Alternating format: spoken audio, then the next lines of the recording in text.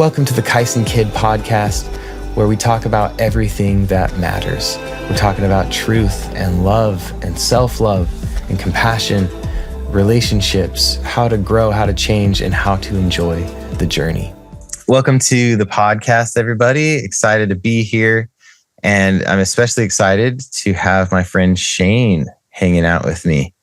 Me and Shane have been in contact, and today Shane agreed to let me coach him on the air, on the podcast, just to kind of give, I guess, for a couple of reasons. I would love for people to see what it's like to be coached by me, and then also to see what it's like to show up ready to be coached, right? To show up ready to learn, to like see a breakthrough in progress is really inspiring.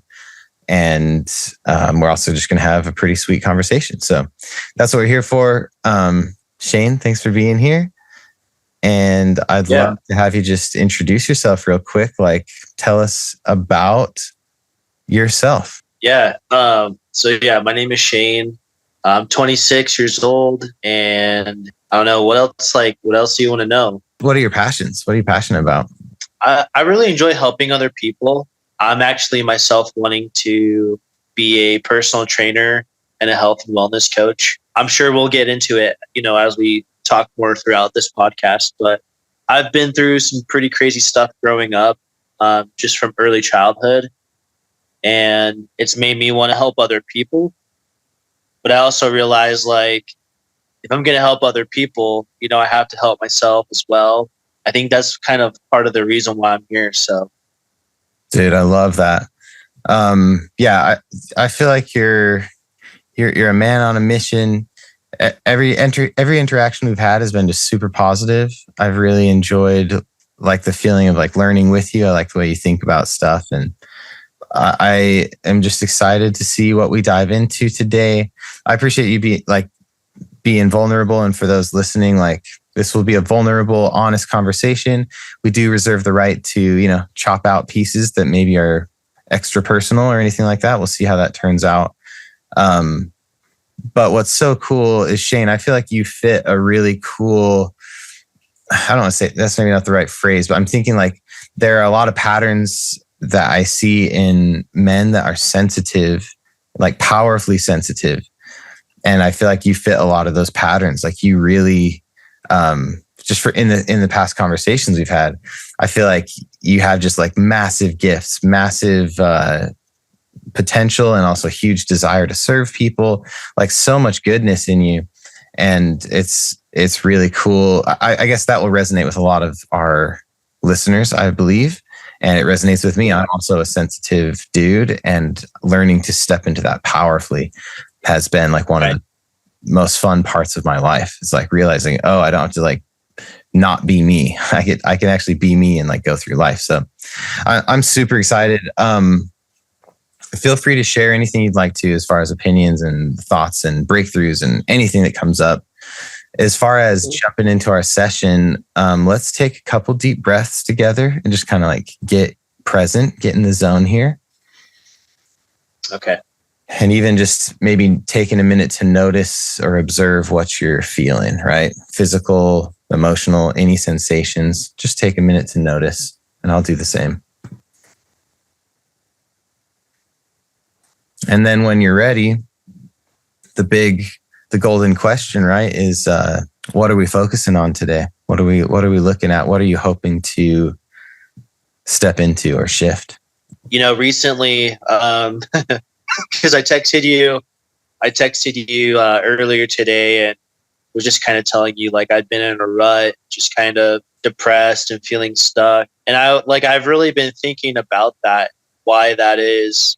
I think today I would like to talk about trauma and how to heal from past traumas, because that's kind of been a big theme in my life recently. Like, I've never had like an official diagnosis, but I wouldn't be shocked if I have some form of PTSD, just due to, I went through foster homes growing up, and, different forms of abuse and abandonment as a kid, from a very young age. Like, I think it started around 6, like my I got taken away from my birth parents and placed in foster homes, and bouncing back and forth. And I just feel like everything just compounds on itself until like you actually start dealing with those root problems. But like for me, sometimes I don't even know like what the root problem is, until it like comes up.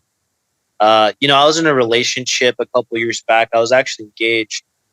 And at the time, the person I was engaged to, I think she was just very insecure. And so like, if I didn't answer a message right away, she'd blow up my phone, or, call me a ton. It's like, if I didn't answer right away, I'd get in trouble with her.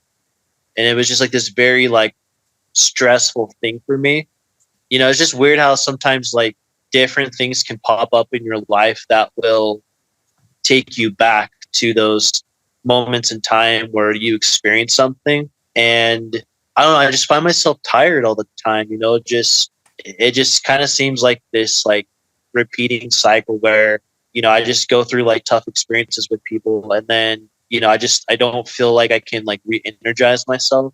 I just feel heavy all the time, So I don't know. I know there's like a lot in there, but just kind of like what's been on my mind lately. So totally. So it seems like the themes that you're thinking about are like, we got like depression, and weirdly enough, we talk about depression so much, but there's a lot beneath it, right? Like, or it looks different for everybody. You specifically mentioned feeling like a lack of energy, having a lack of motivation to like get out there and reconnect with people. Am I hearing that right? Yeah. And then it feels like you're saying that it feels like some of your relationships and friendships are maybe triggering some past trauma or past experiences you've had as a kid. Right. Okay. Yeah. So you're looking to figure out, how do you let go of those triggers, or how do you step into a healthier, like, okay, let's ask it this way. We've kind of looked at what things we want to work through. What if I phrased it like this? What would you love to experience instead of what you have been experiencing? I would just like to experience more. I mean, I think happiness, I know that's like a general term, but just like more peace with myself, more peace with those around me, regardless of how they act towards me,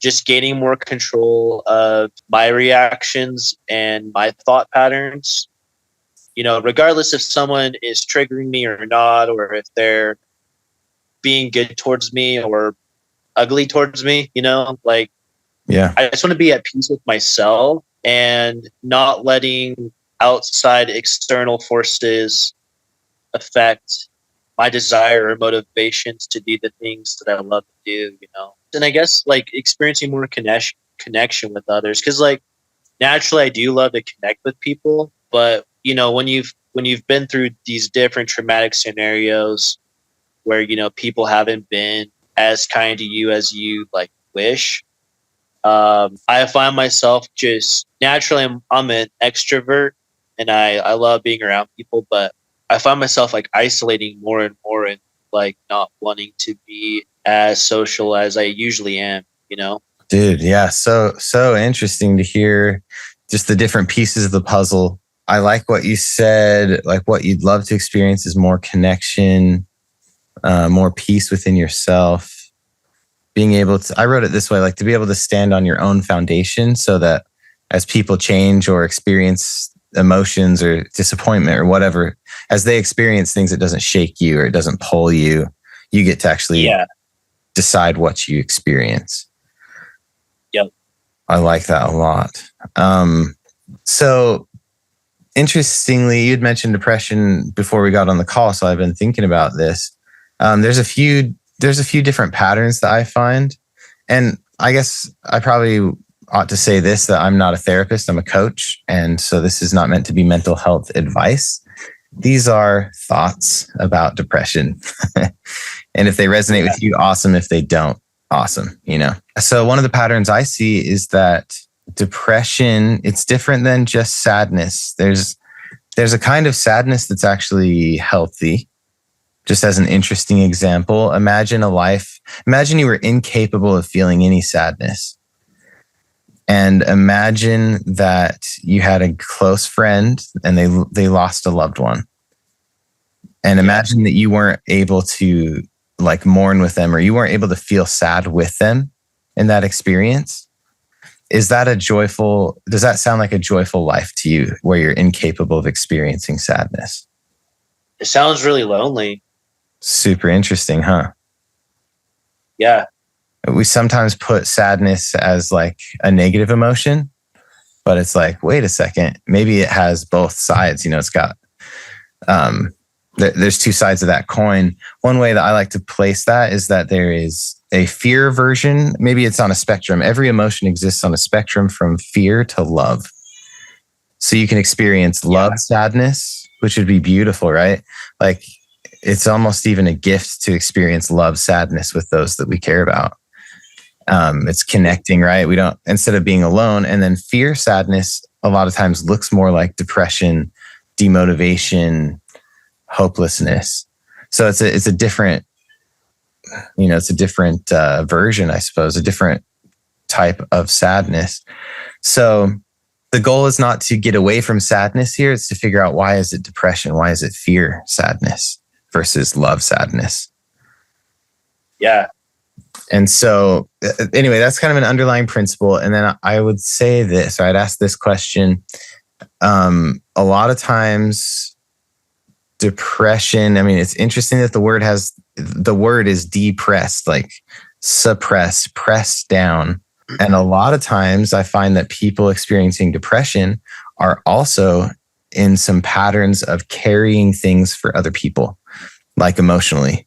So carrying emotional burdens for others. And so that would be my question for you is, who are you carrying? Who comes to mind when you ask that question? Who are you carrying for? Who are you holding burdens for that maybe you ought not to be carrying, or burdens that don't belong to you? Okay. Yeah, I mean, honestly, like literally anyone that's been in my life that I've cared for, I have done that. Like I've taken some form of their burden or stress or whatever, and I've put it on myself. Even prior to this call, like I was just thinking about it. Like I've really been struggling to let go of relationships. I don't know, like when I really love someone, I love them completely, like with all of my heart. And it's sometimes hard to let people go, even though them being in my life isn't healthy. Because I love them, I want them to stay. And so in a way, it kind of feels like I'm like losing those people. And so I think part of me is still carrying like a hope for those relationships to return. Which, and I know this about myself, like going back to, what I said in the beginning when I introduced myself, like I went through foster homes growing up. So like, I know that I struggle with like abandonment and like attachment. It's really weird 'cause it's like, it's almost really hard for me to get attached to people because of how hectic my childhood was. Like I built up defenses where it was like, I didn't allow myself to get close to anybody because it was easier to survive, because, you're getting taken away constantly, or you're getting moved around to different homes and stuff. And so it was like, it was better for me to not get attached to anybody. But it's like, at the same time, I'm a human, and I deep down inside, like I want to love people. And so the second I let my guard down, I let those people in and I get attached. But then, sometimes life just takes you in a different direction, or for whatever reason, like those people go away. And it's like almost like I'm reliving that trauma of being a little kid again, and like losing those people. And there's been some people in my life too that for whatever reason, they just didn't want to have a relationship with me anymore. And so like I'm in mourning for that relationship that I lost, that I wish I didn't. And I don't know how to let it go. or put it in a place to where I can move on. Does that make sense? Totally. It's very insightful, and I think really cool that you've opened your awareness enough to see that little thing where you said it, you feel like a child when you experience that again. That's a very awesome thing to notice, because that awareness is going to be a great step in starting to heal, right? That it's not necessarily your present self that needs to heal. Well, I mean, it is, it's connected, but it's also your past self, right? So that's really cool. And I think what we can do is invite your younger self to this conversation. All those younger pieces say like, hey, I'm rediscovering, the truth about this type of situation. I'm rediscovering how to heal. And what I wanted to say about earlier, we'll kind of circle back to this, but every time I ask that question of like, okay, who are you holding stuff for, right? That's, a lot of times that's beneath depression. I get nervous that like, this will be the one time that doesn't apply. But it's really interesting how to hear you say not just caring for some people, but pretty much anyone you've ever cared about. So interesting. And I think I would love to say it this way. I think that depression might be a natural consequence. Like, imagine that depression doesn't mean you're broken, because we like to think that, right? Or anxiety, like, oh, my brain's just telling me the wrong thing. Let's throw that out for a second. What if instead depression is your spirit and body's natural response to the situation of carrying things for people that you're not supposed to be carrying, or carrying things for people that aren't healthy for you, or it's not aligned with truth and love. And so instead of like it being a bad thing that you're experiencing depression, what if it's like, oh, that's cool. My body is actually talking to me and trying to invite me to shift something. How does that connect for you? What do you feel about that? That feels really good. I believe that. I believe there's a lot of truth to that. Well, because, like emotions, something that I've learned in my life, emotions are linked, like emotions will manifest themselves physically. And on some level, like, depression is, your emotions, but it's also like a physical response. Like you said, your body, it's kind of like the check engine symbol in a car.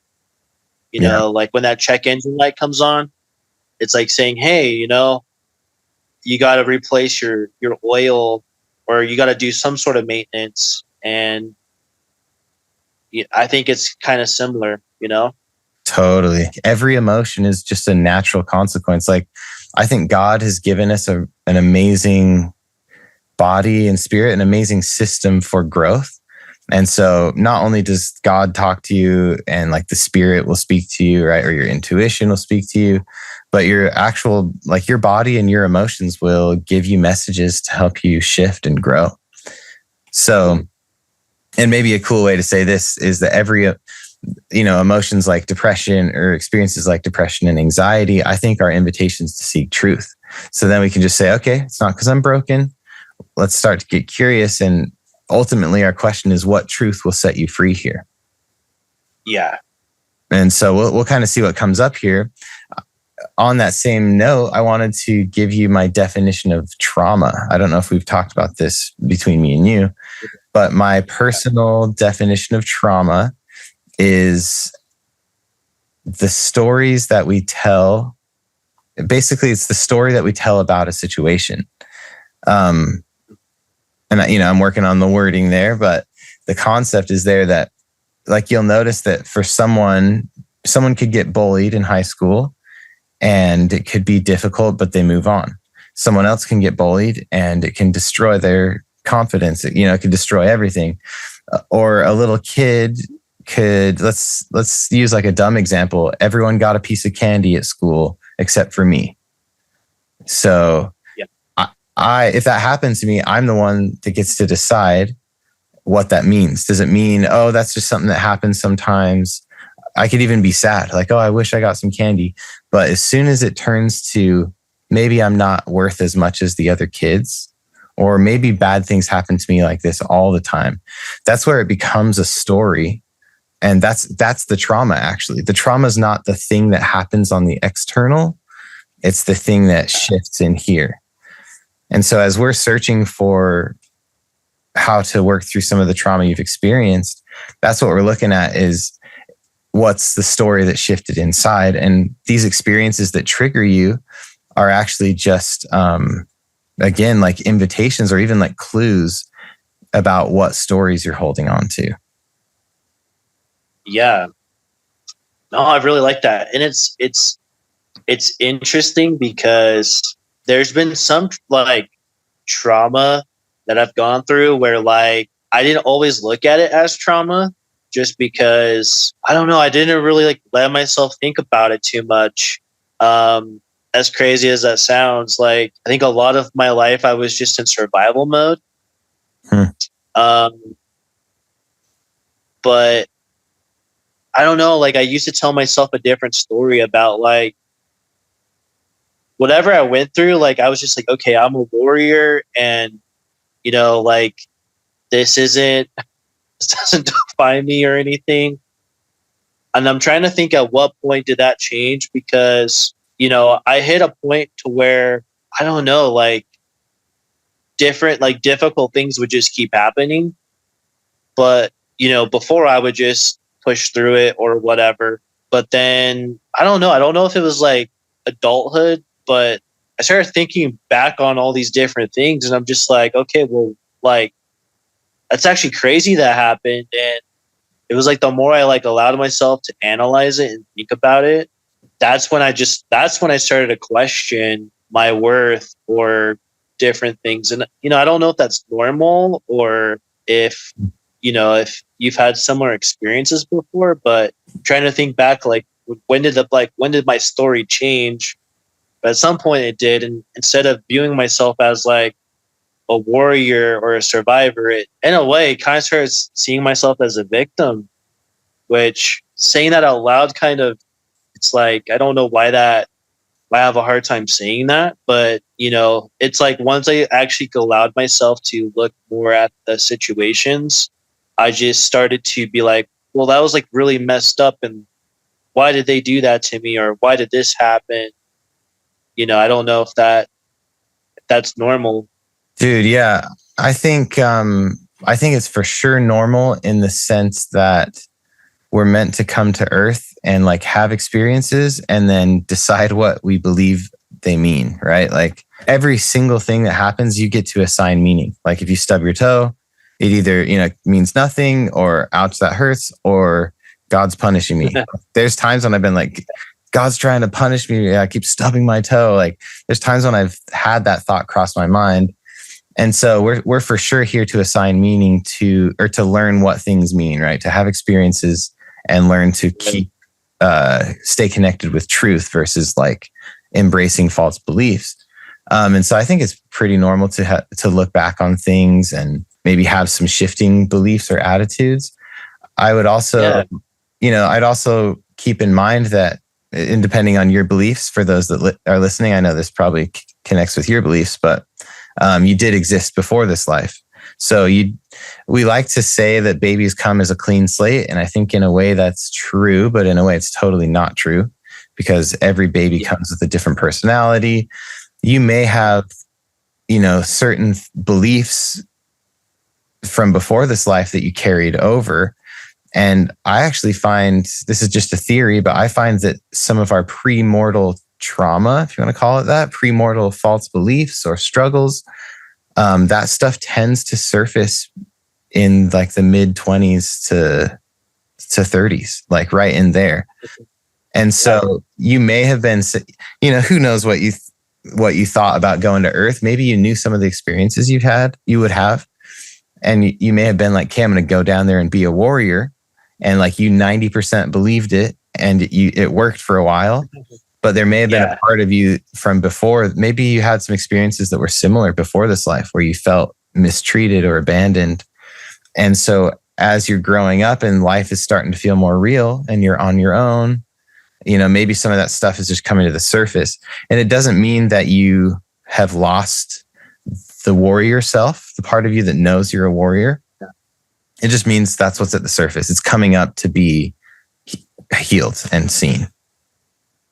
Yeah. Just as you were saying that, well, you said something earlier, like when you were giving examples, like, like you stub your toe, you get to decide whether it hurts you or, oh, that didn't hurt me or God's punishing me. Like as soon as you said that, I could almost like pinpoint the point in time where the story I started to tell myself changed. Hmm. So I'm 26.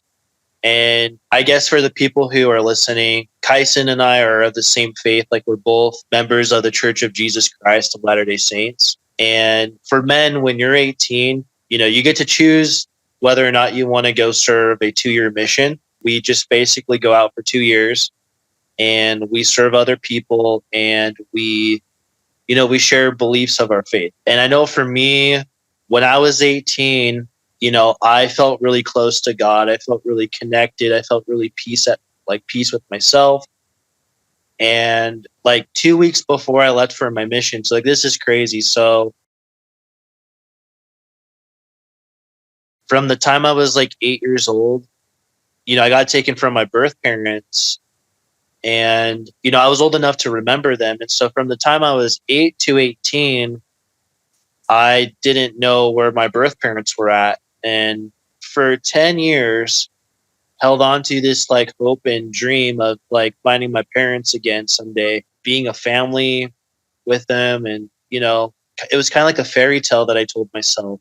And when I was 18, 2 weeks before my mission, I ended up finding my birth parents again.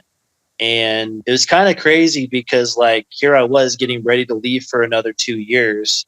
And I found the one thing that I wanted most in life. I found it, but then I had to like go and leave for another 2 years. And, I ended up going on my mission. And while I was on my mission, like just depression and like just all these like nightmares of like losing my parents again and like something happening to them. It all came to the surface on my mission. And, I ended up coming home only after being out for like 4 months.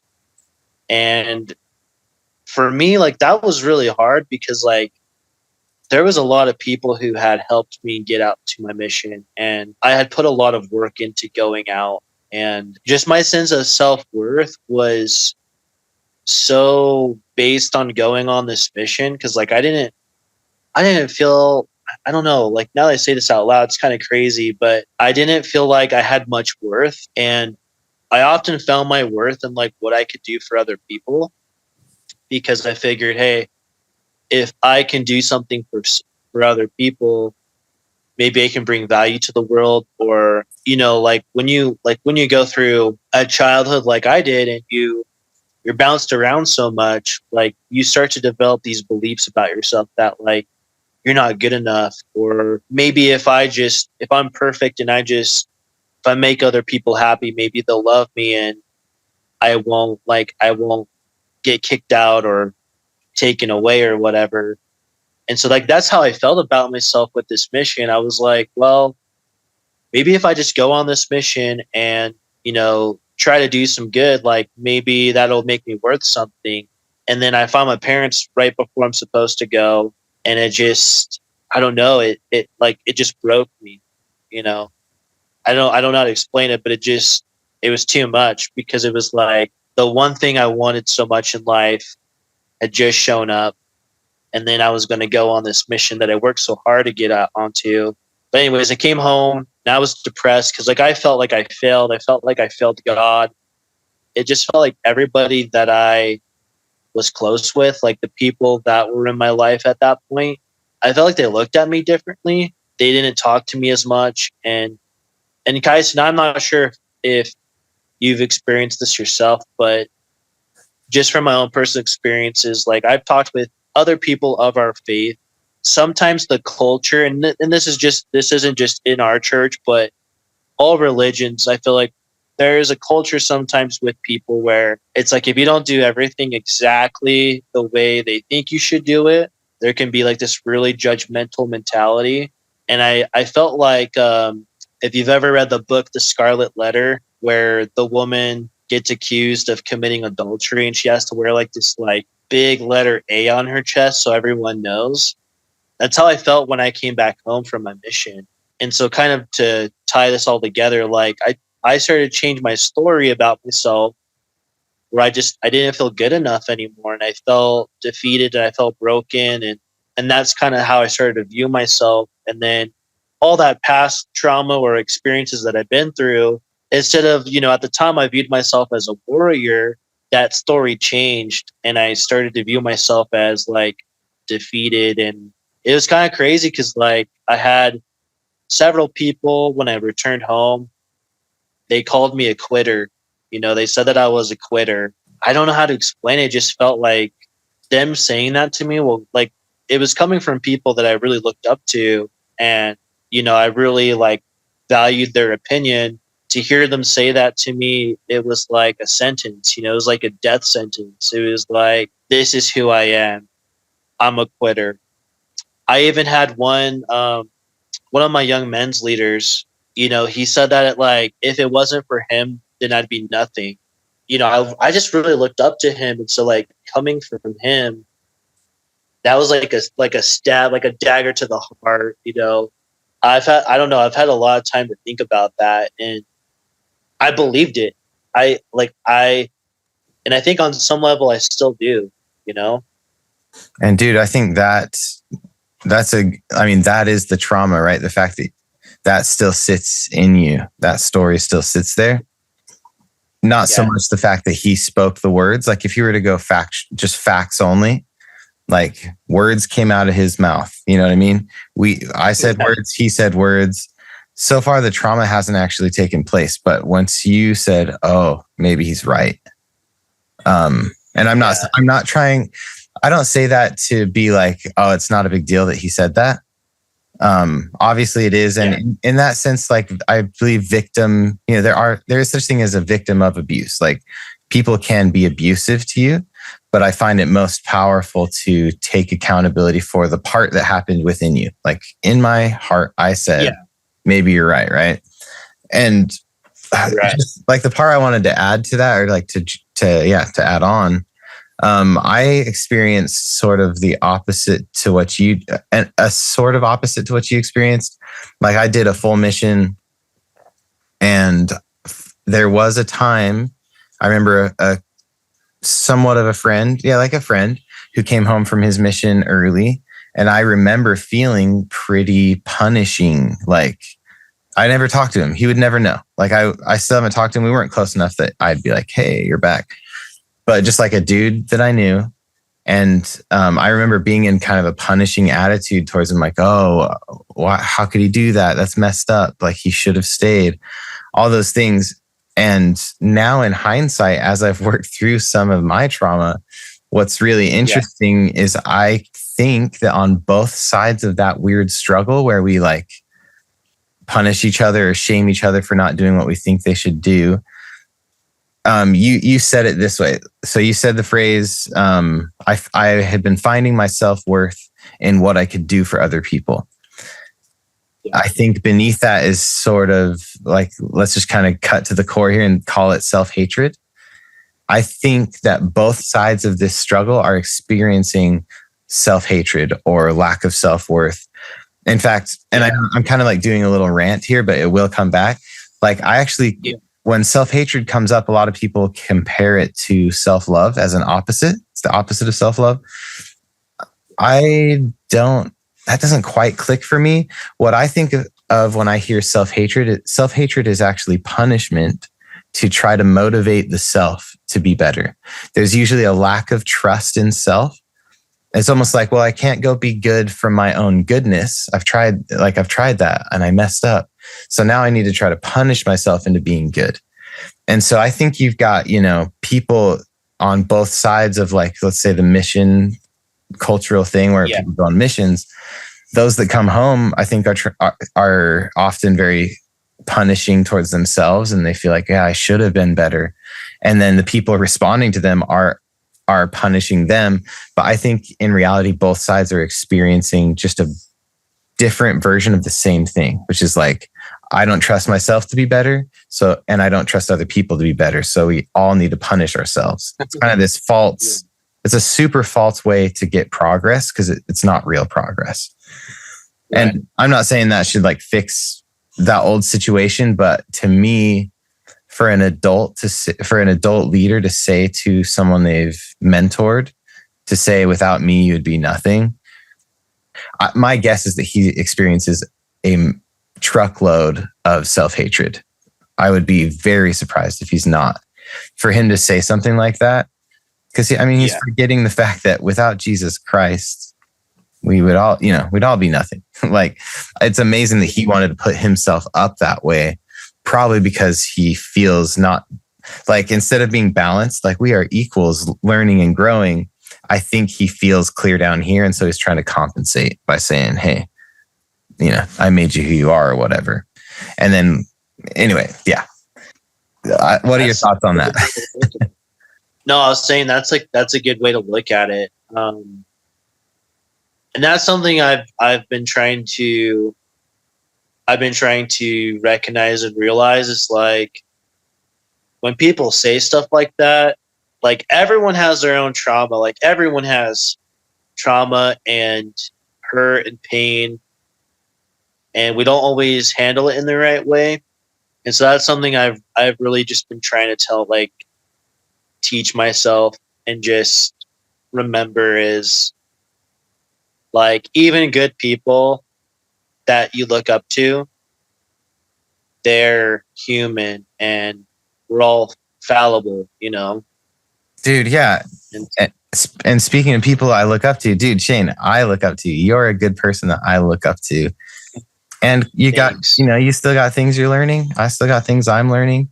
I get this image in my mind as you were talking of, like, we're all driving our own car around the city. We all have our own trauma. Yeah. And a lot of times we'll like 4-way stop and it works out good, right? No collision. I take my trauma this way, you take your trauma that way. But every once in a while, our trauma smacks into each other. And that argument with your young men's leader obviously was a trauma collision where he didn't know how to respond. He stepped into trauma. Maybe he said something that his dad said to him at some point. Like, there's obviously something pretty painful underneath that. And again, it doesn't look right or whatever. Here's a question. If you were to ask, is this your like 19-year-old self, 18-year-old self? Yeah, I was like 19. So if you were to just like, with all the love and compassion that's deep in your soul, if you were to just imagine standing with your 19-year-old self, can you ask him what he's like, what would enable him to let go of that, of the negativity of that experience? I'm trying to think. And yeah, just give it a second. Take a few deep breaths. We can handle some silence on here. Everyone else is pondering with you. Okay. And if you feel stuck, let me know. I can share what I'm seeing. Yeah. Well, the first thought that I had was God in Christ, God in Jesus, like, they ultimately will always love you, and they will never have anything negative to say about you. Oof. Because they understand everything perfectly about you. They understand the reason, like, they understand reasons why you do things that you don't even understand, so I'd say that, like, that probably is the first and most important thing. That's beautiful. And I would say it's weird because I've struggled with this a lot. And just throughout our conversation, I've noticed a pattern where my whole life I've based my self-worth on like what other people have thought about me. And I think that's just a result of the childhood that I've had. But I know that I'm not the only one. Like, I know a lot of people struggle with the same thing.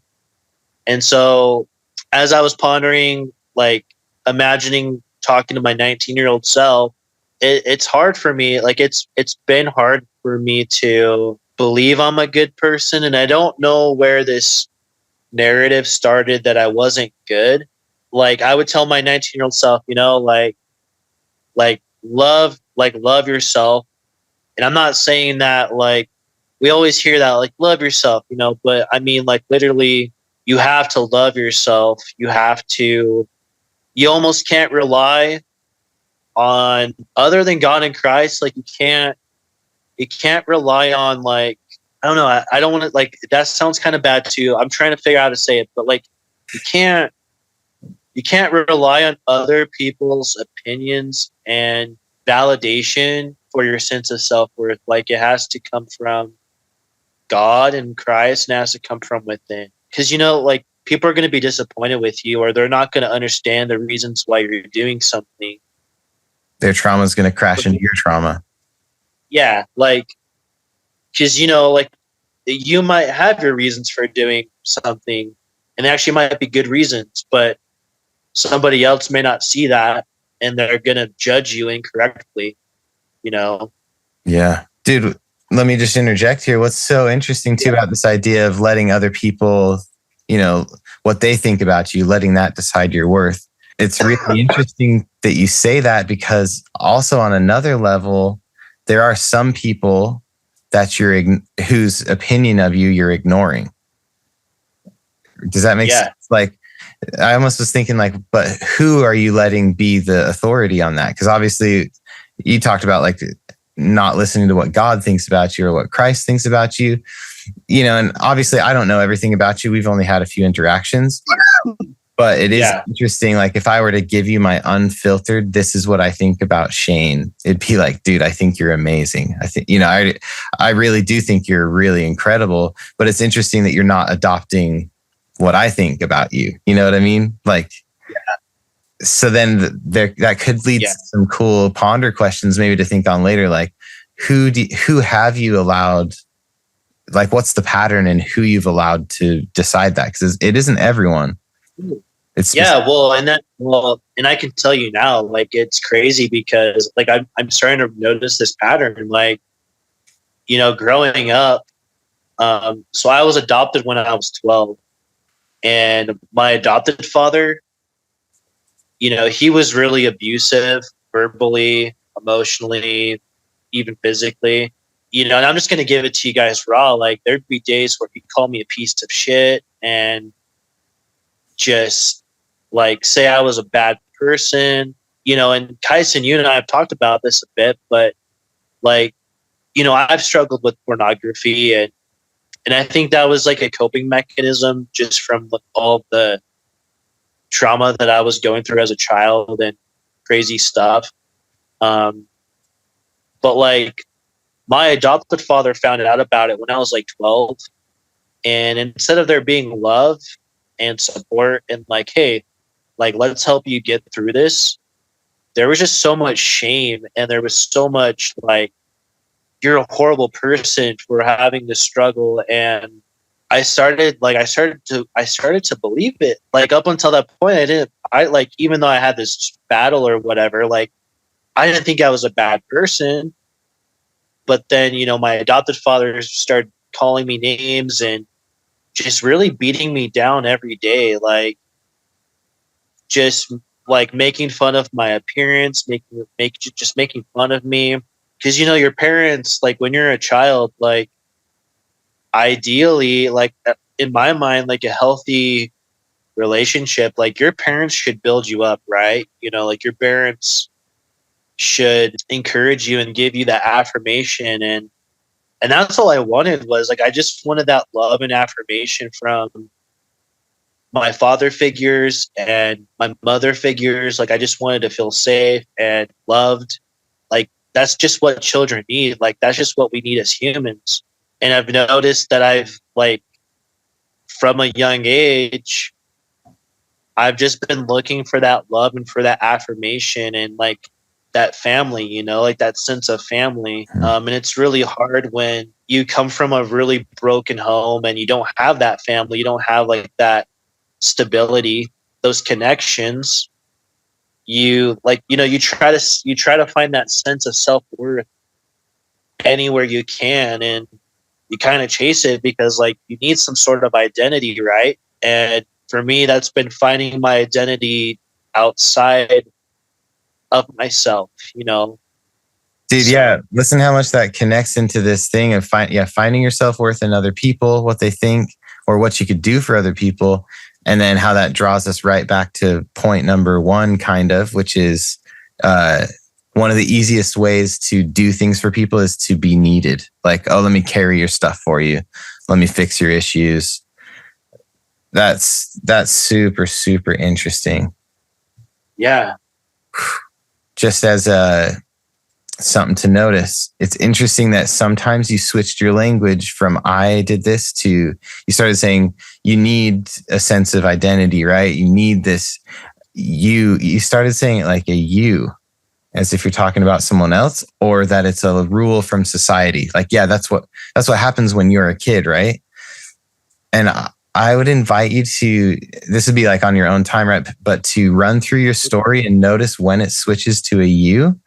There may be some false beliefs that aren't necessarily the actual truth. Like, sure, we can say it could be difficult for a kid to love themselves if their parents mistreat them and don't love them. But is that an eternal truth that it's impossible for a kid to love themselves, even if the parents are? Yeah, that's a good point. I think about that. So yeah. No, I remember that because it like you think about it, God is love, Christ is love, and they love us. And I think at the end of the day, like we didn't have anybody else. That's okay. I don't know. I'm trying to really identify this here because one of the things that I really look forward to is having a family of my own. I don't know why this need to be loved is such a deep thing for me, but I guess ideally, like I just don't want to live alone. I don't want to be lonely. If I'm just being completely vulnerable with everyone, like I hope that I can find, like I have this underlying belief that like I don't deserve love, and that love eludes me, and that, or if I do find love, that's just going to get taken away because like that's been the pattern of my life. But that's not true. There's always going to be love, and there's always going to be God in Christ. And so that's a belief I really need to work on. Deep down inside, I've told myself for so long that, oh, I don't deserve love, or if someone comes along and they do care about me, then they're just going to get taken away, or I'm going to get taken away from them. And it's interesting too, if part of you, sorry, let me just interrupt a little tiny. If part of you has the belief that you can't be loved, like you don't deserve to be loved, but you also desire connection, right? You don't want to be alone. Imagine like an equation, right? I desire connection, but I'm afraid no one can love me. So what do I do to connect with people? Boom. I carry their stuff. I self-sacrifice till I'm barely have anything left. I exhaust myself to make sure they feel like they need me. Which, right. By the way, think of the difference between, notice the word need, how different it feels compared to the word desire. It's so intense. Like, and the reason I can see this pattern so well is like, this was my life pattern. Like, and it still pops up occasionally, but it was so heavy. Like, I want to be needed because I'm afraid to be loved. I'm afraid to actually step up to the plate and say, do you love me? So instead of having that type of conversation, I know that's not a real conversation, but instead of facing, do they love me or not? I would just say, forget it. You need me. So you have to have me in your life. I'll never be alone again. The thing that's so sad about it, though, is you literally are saying no to love. So there may be people that want to love you deeply, but you're stepping into, oh, I can only be needed right now and not loved. And that's okay. Right. Like, I don't think we need to, yeah, it's way crazy. And I don't think we need to approach this with like, that's the wrong way. It honestly is a way to survive. It's survival mode. I also wouldn't use the word need. It's not that you need to change. The question is, do you desire something different? Do you desire to experience actual love?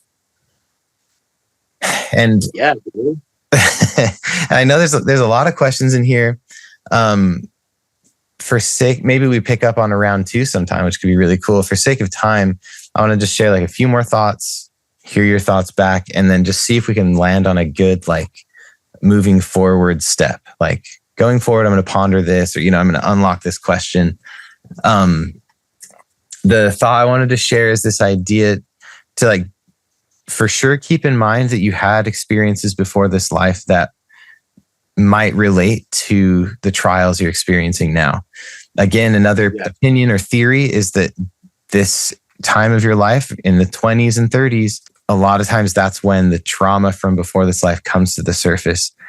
And pretty often it's like totally a reflection of like the stuff you're experiencing now is totally a reflection of what you went through before. Whether it's, it could be really specific or it could be a little more broad, but like, did you experience some abandonment before this life? Were there people that you thought were supposed to love you and stay connected who chose to abandon, who chose, not to come get a body? Whatever it is, you've been around for eternity. You've had a lot of experiences before this life. And I think that God has tailored your life experience. He does this for all of us.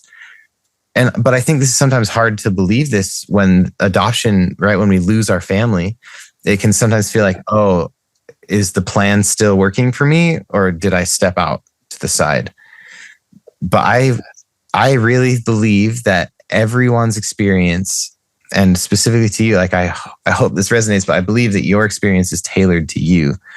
The trials, the struggles, because it would bring out the gifts and the amazingness that you have inside you. And I think you're at kind of a crossroads too, where like you get to decide, do I let, it's like this crux moment of like, do I let this kind of crush me and stay stuck here longer, or do I step into something new? And there's a lot to think there. I think there's a core question beneath all of this, though, that I want to invite you to sit with. And maybe let's partially answer it. I'd love to hear your thoughts on it right now, too, but take it with you for pondering later, too. The question goes something like this. It feels like there's more, but I'll just kind of speak what's in my heart. So what are you waiting for to choose to love yourself? Sometimes it seems like we're waiting for somebody else, right? But it's this moving goalpost thing where we say, yeah, once someone else loves me, then I'll love myself. Well, it's like, oh, actually, maybe I need 2 people to love me. Or I need, it's almost this like commitment to not love yourself until some random future event.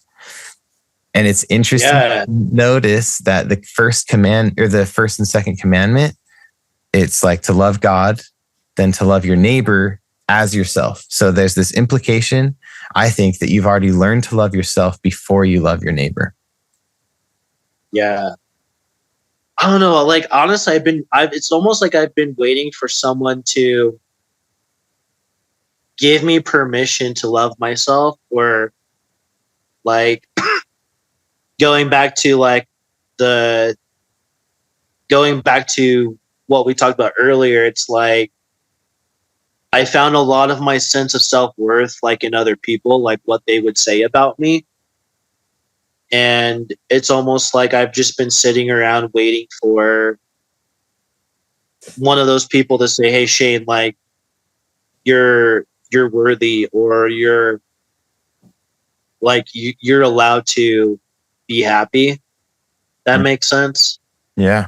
Which, like, we're all allowed to, like, it sounds crazy to say that, but yeah, like when you care so much about what other people think about you, and it seems like, or it feels like the people that you want most in your life, like push you away, and they, like, you start to develop this belief, like, hey, like all these people that I love and care for are saying this, then it must be true, you know? But that's just like their own trauma. Like that's their own issues. And God in Christ, no matter who you are, they're always like, come follow me, you know, like today, like you can be happy today. Dude, yes. If you come to me, No I'll matter- fill you with living water. Yeah. Like, you know, Jesus was friends with sinners. Like all the apostles, you know, they had lives before Christ, and they were very imperfect people. But, you know, Christ, he says, come follow me. You know, everybody is invited to follow me, regardless of what you've done or who you are, like, or what you think you did or didn't do. Yeah. Dude, I don't know that. Yeah, it's really powerful. I love where you're going. And I would just pass some of the things that you're shifting in your heart, some of these connections, pass those to your younger self and just like, hey, I'm learning. We're shifting. Come with me.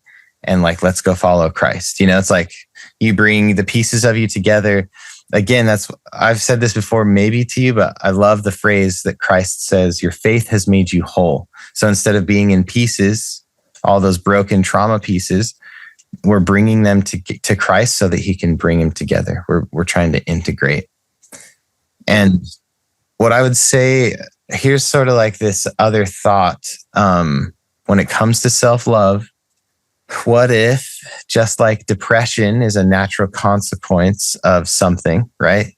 Like depression is what you get when, and I'm sure it's more complicated than just like, it's a consequence of this one thing, but it is in a sense. It's a consequence of carrying other people's burdens in a way that's not good and true. What if love is also a natural consequence of something? And I totally believe that it is. I'll tell you what I think about it, and you can see if this clicks. I think that love is the natural flowing consequence from the universe, from God, when we align with truth, or when we embrace truth. So here's how this shows up. If you embrace false beliefs about yourself, you will naturally experience a diminishing of self-love. Same thing will happen for another person. If you look at someone and like tell lies about them, or if you believe false things about them, you will naturally experience the opposite of love, which I see as fear.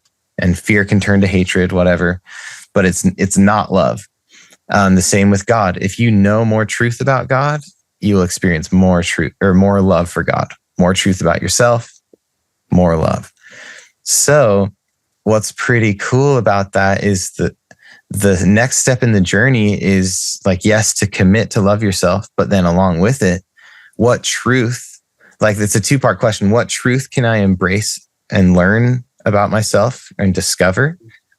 And then what untruth can I let go of, which is what we've been doing today, right? Identifying all these phrases, these old false beliefs. As you let them go and as you embrace new truth, love will flow in. Right. I agree 100%. And, you know, it's like the concept is like, it's so simple, but it's so profound. And something that I think that I'm learning is love is a natural consequence of aligning yourself with truth. And God and Christ are the source of all truth. Even though we are imperfect and we make mistakes, like they tell us every day we are worthy of love, regardless of what we do, you know?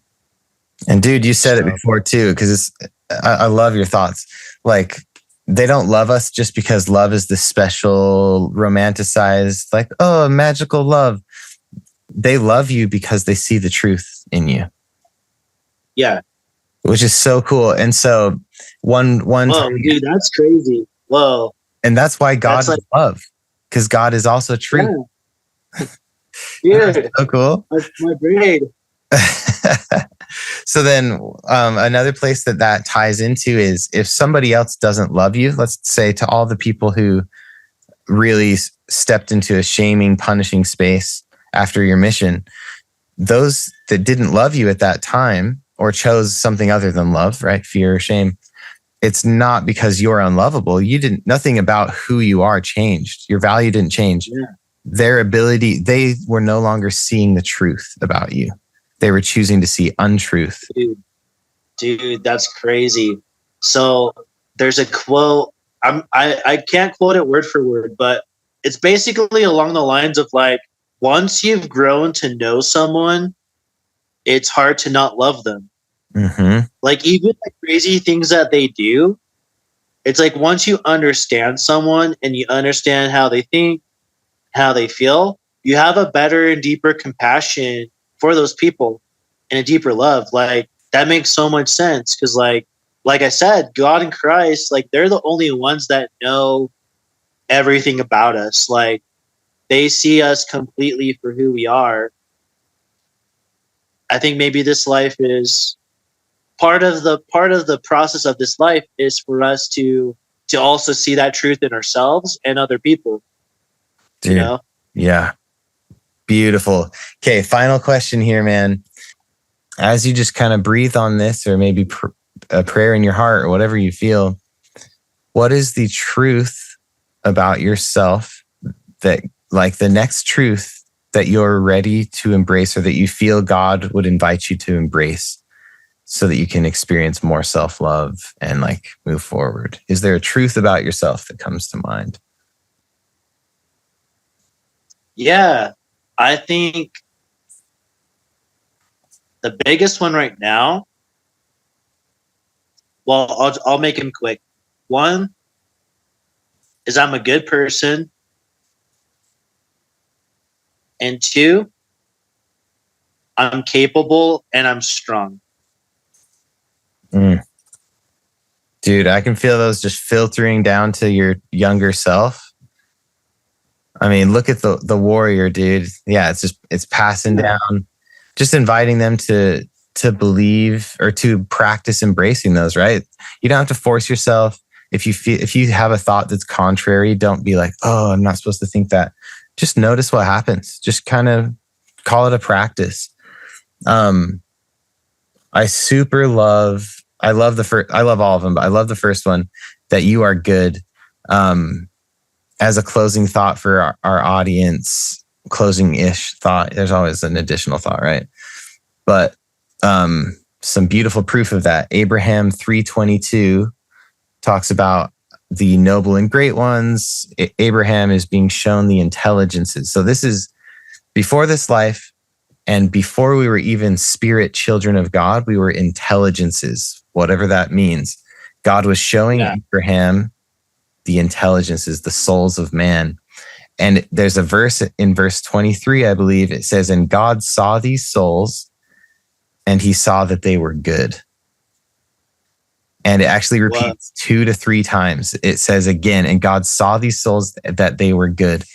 And what's so cool is that means before anything, you might be thinking, oh, I like have to do more things. And people out there, we tell ourselves this, I need to do more so I can consider myself good. Well, guess what? Even God considered you to be good way before you got here. And you're simply here to receive more good or to create more good. Dude, I don't know how to explain it, but like I just feel like it's like this power and energy, just like I feel like right around my heart right now. Like it feels like those bonds that I just felt, like it feels like it's like those are breaking, like those negative beliefs and feelings. And it's just like so much light and truth right now. Dude, yeah, that's so cool, man. Truth brings love. Truth sets us free. Questions are the way to get to the truth. So, holy cow. I'm so grateful you're feeling that. I'm so grateful for you showing up vulnerably and like asking questions honestly.